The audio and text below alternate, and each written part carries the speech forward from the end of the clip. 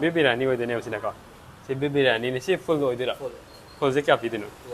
200 भी या मेसे को 200 की सी सामने सामै हो जो पोट फंगी बे mo kalo से beef ta oh kuyam je mo ameng bio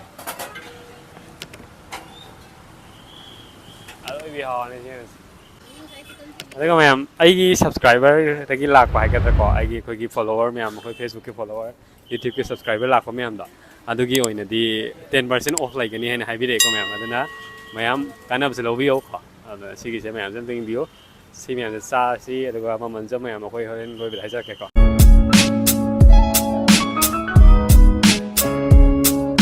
ma'am ngasi en lady phom sa pagi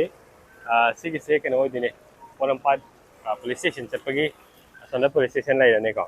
aduga adugi traffic light ni traffic light ki ke keno sida Imphal East biryani hai na ko halal gi Imphal East biryani hai na smile lai ko sigise dam biryani ni ga hai o same mi kana ko ado explore tong ni usi manung da kai kai phangge ai beef ki item phang ba pat pa ma'am si lo yim minor si ai jo sta dri ma'am samin na ga khamin na sa ka ade yim minor let's go Mana al hotel lan tharang wani ko special beef and chicken biryani nuga sida phagi moi chef sina le bidi khona bidi ko ai RK Punima ten se han khoi je somda ma cha hotel ma hangame adu do khra down tor ko dagi masidi Imphal iski oina khoi biryani se achauba mafam amta leite haina khoina biryani si oina tawrage da khalaga plan tawraga admaina taw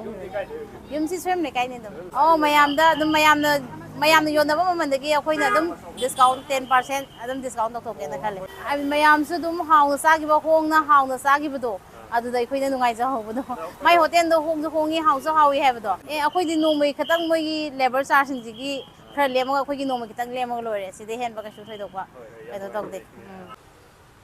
ya khoi ma then myam do se loi lai ko haji ji khong ma then myam do amtang raung amtang yeng si ko si lai lai da myam hau dong an be ngi na aduga leiri ma then ji se kai kai no do ai hai jara ke ko simtang yeng si hau dong an be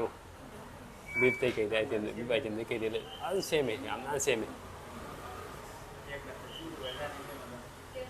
yeng bi me se hau dong an be ngi do aduga ma then ji se kai kai no dai hum jara hai jara are ko siragi han hau sira sikai we de no beef biryani we de ne usina ko se beef biryani ni se full lo dira full se kya pi de no 200 भी को से full dira ya me ko me ya ma me 200 khak ki si me sa ga ma dia da aduga sigi sina song bi se kai chicken biryani we dira chicken biryani se full kya na sina 150 full the 150 chi 150 ne ko am thinking si bo ku ya am se yam thi ya mi kg the one dress ko 150 ai je dum full the mem ko aduga si sina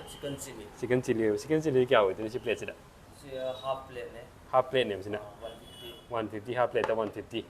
right da aduga sina kai we de ma khong le tara piece samda tara 1 manga lupa yang khai ne sina lupa yang khai sindi ko sen ga am pa jaw hai na aduga si sina kai we de no masane masa mo do ko da la ka ne ko oh adu masa yam nan se si chutney o de sina chutney je kai chutney we de oh yam pa jare aduga si sina si de kai de ba 65 oh chicken 65 to chicken 65 yam ti mong ta ba na si kya ho de no sina full da 250 la si full na drop si full la ma da 250 ni yam he yam aduga si sina kogi chicken lollipop lai si full si mai full sa man traga 200 si full de 200 ne ko ya me se ko 200 ki si ko ya ma ban lo si sina kai de ba beef chili ja hau ni ko alo yi hau ni aduga sina chicken chow de ko masu um da we ma na ni ha ne atop chicken chow ai thing na ko atop we kai ma khan ko de ni sin sai lo ke bi sai ke samja ba ne ko aduga si sina leg piece ama mom na sa ba na ga hum se tha ga 70 se hum ama da 70 ani hum se sa ta ga ri 210 me ha o de no si sina kai de beef roast क्या होते हैं season से place इधर ये सामा ने सामा ही हो जो pot fungi बने वो हम कल वाले से बीता जो सीजन ना Big dry fry. beef dry fry ရှိကြဝယ်တယ်လို့ရှိတာ Sister 150 laben. 150လားကနေပါยามมีก็เสียสิมีอันจงมาเทลมีอันจงสิล้วนพังอยู่ความสิละแล้วก็มันจริงไอ้เลยหายกันก่อนแล้วยังมีรอบแม่ก่อนนานเนี่ยยามเฮาวันสิยามสิกินสิกันเบียร์นี่สิ150กันเนี่ยคุยยามจริงว่ะที่ยามจ้ะมาเฮาสุยังให้จะเกะยังบ่ได้เฮาต้องมาเลยก่อนไอ้ตังก็ให้จะเกะก่อนแล้วก็สินะไกเนาะให้มันตะคนบีบภาษากีบีบีอันนี้คุยสิฟุลจิระจันนี่ให้แต่นี่สิจันนี่ไว้บ่อันนี้สิattraction attraction ก่อนกดฟูจะออกไปก็ต้องเว้ยใส่กดฟูจะออกไปก็ต้องหัวตัวอันนี้อันนี้ก็สินะคุยวิ่งสไตล์เลยก่อนสิมีอันที่มาเที่ยวมีอันจะเลยพังไงมีอันอันนั้นหลักที่รอแล้วก็มาเข้าถึงเบียร์พอลงปัดกี่คุย police station กินนักกันได้ดมเลยนี่สิกี่รีสอร์ทที่มันมีสิกี่ให้น้ำตั้งให้อัลโฮเทลให้ก่อนอัลโฮเทลสิหลักที่รอมีอันก่อนแล้วก็มาเข้าตั้งสิแล้วก็ไม่ต้องเกี่ยมาเข้าสิก็ไม่ต้องเกี่ยตัวยังมีเนี่ยใช่ไหมก่อนมาเข้ายังสิเดี๋ยวดีสิพวกที่spunnนี่ที่ทำเอาไว้ใช้spunnใหญ่เอาหนูนี่พวกอาตัวมาเลยยังไม่สิเดียวพวกอาตัวเดียวโอ้spunnนั่นไม่เอาเลยสิก่อนspunnนี่เอาเลยพวกที่spunnนึงนี่หุ่มจับใจครับผมที่สิกันเกี่ยวเดี๋ยวนี้ก่อนสิกันเกี่ยวเดี๋ยวนี้ก็บิ๊กกิชนะเมื่อวันนี้ลุยเชียงเบียร์ไอ้ยังจะพิจารณาเลยได้ชาวที่ยังสิก่อนมาเอาตั้งกี่แบบเอาไว้เป็นอย่างนี้เบียร์เนี่ยที่เอาอีกก่อนแม่ชี้นี่ก็เอาอีกก่อน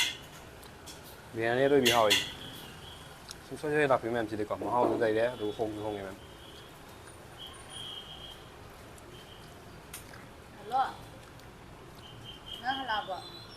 ยังสิก็มาเอาตั้งสิเอาไปฮะมาเอาแบบไหนอ่ะก็แล้วตัวเบียร์นี่เขาไม่แล้วเลยก่อนสิสิเฮ้ยคุณนะเบียร์ชิลลี่ด้วยเหรอ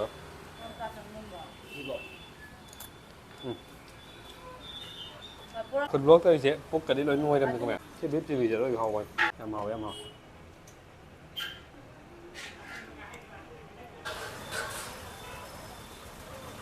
orang pat di siro ni sini ko orang pat ki di si sampai lambi de somna lai da lalu heng mesin da di siro ki tapi ada yang heng mesin da lai ni semua itu lai ni ko fu so ba ta ko am nan ko fu ku zau de ko men teng